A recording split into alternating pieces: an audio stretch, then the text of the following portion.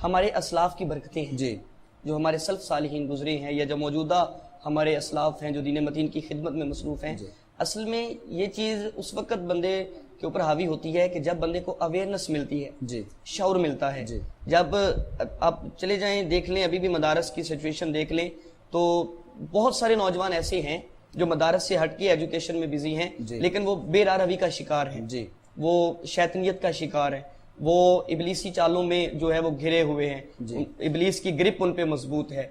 लेकिन जिनको अवेयरनेस मिल जाती है, जिनको वालिदैन की तरबियत मजहब के हवाला से मिल जाती है, उनको ऑटोमेटिकली उनको फिर शऊर मिलता है। और जिस वक्त इंसान को शऊर मिल जाता है तकवे के स्टैंडर्ड का, जो तकवा दीन जो मयार तय करता है, उस मयार का जब इंसान को तकवा मिलता है तो वो नौजवानी की उम्र भी हो तो वो अवेयरनेस जो है वो इंसान को बड़ी दूर ले जाती है। जैसे अल्लाह के प्यारे हबीब नबी मुकर्रम सल्लल्लाहु अलैहि वसल्लम की प्यारी हदीस मुबारक है कि अना हबीबुल्लाह, मैं अल्लाह का हबीब हूँ, लेकिन जो नौजवान जवानी में तौबा कर लेता है वो भी अल्लाह का हबीब है।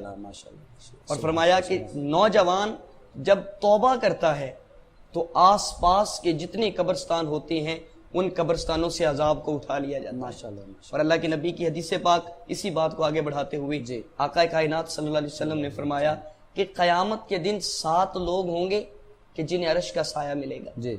जिस दिन हर शख्स साये की तलाश में होगा, हर शख्स पानी की तलाश में होगा, चूंकि नफ्सी नफ्सी की एक कंडीशन होगी ना, हर किसी को अपनी जान की पड़ी होगी। लेकिन आका कायनात सल्लल्लाहु अलैहि वसल्लम ने फरमाया कि क़यामत के दिन 7 लोगों को अर्श का साया मिलेगा। माशाअल्लाह। 7 लोगों को, उन 7 लोगों में से एक शख्स वो होगा कि जिसने जवानी में तौबा की हो। माशाअल्लाह। यानी जवानी में तौबा करने वाले को क़यामत के दिन भी अर्श का साया मुयस्सर आएगा।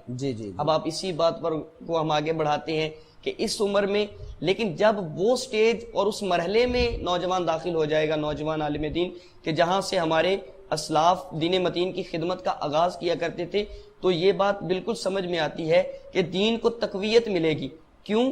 चूंकि उस वक्त तक नौजवान जो है वो इस फील्ड के अंदर अपने आप को तराश चुका होगा, एक्सपीरियंस आ चुका होगा, तजर्बाकारी की उम्र से वो गुजर चुका होगा, नए नए वो जो है मुशाहिदात जो उसकी आंखों से गुजरेंगे उनका फायदा उठाते हुए जो इस वक्त हमारे ऊपर मगरबी कल्चर हावी हो रहा है, जो हमारे ऊपर नेगेटिव ताकतें अपना जोर दिखा रही हैं, तो उनका मुकाबला करने की जो ताकत है वो नौजवान के अंदर ऑटोमेटिकली इंशाल्लाह डेवलप होगी और दीन मतीन को सहारा हम लोग अपने कंधों पर देंगे इंशाल्लाह। अल्लाह पाक कबूल फरमाए।